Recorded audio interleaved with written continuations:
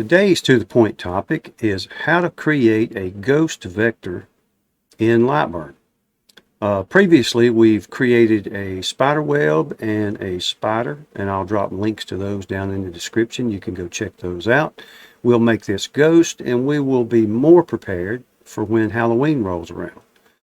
So we're going to start with a circle, and we're just going to drag out a egg-looking shape and drop it. Click the selector tool. Then we're going to grab a square, drag across the bottom, just drag out a rectangle, drop it, and click the selector tool. We just want to chop this off so we can make it look more like a ghost. Select everything, go over to the modifier tools to subtract, and click subtract. Then we get this. And then you can start squeezing it around a little bit. And then we want to select and right click and make sure that it's been converted to path. Sometimes it is, sometimes not. It's always good to check.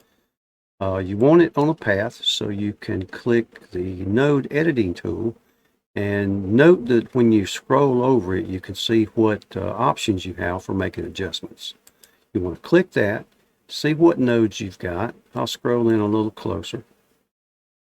And you can grab this bottom and start pulling it around. And if you want to make it more wavy, you can hover over and hold the I key, and it will add nodes. So you can just go through, add a bunch of nodes wherever you want them. So you can make this look more like a wavy sheet or something, just to make it look more ghostly. You want your ghost to look ghostly. So just play around with that until it looks like what you think a ghost should look like. And then click your selector tool. That's looking pretty ghostly. Then we'll grab a circle, and we will hold the shift key. We'll get him a couple of eyes. Control D and just move another one out. You can grab both of them and group them together. Shift, select your ghost, and then go up to the alignment tools and do a vertical center. It'll move them over. Then we can grab another circle. You can draw a long, spooky looking mouth, and then just move it around to where you want it. You can, let's see, let's make these guys a fill, and then we could draw some lines on the sheet. So grab your pencil tool, and we're just going to drag out some lines. I'm not trying to draw them straight. Just drag it out, left click, right click to release. And then draw you another one. Left click and right click.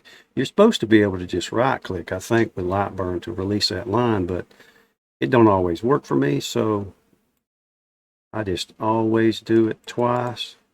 Sometimes I double do work anyway, so click the selector tool. And then if you want to make these a little darker, you can select, go over to your offset tool, and this is outward and round, and for some reason I've got this set for inches.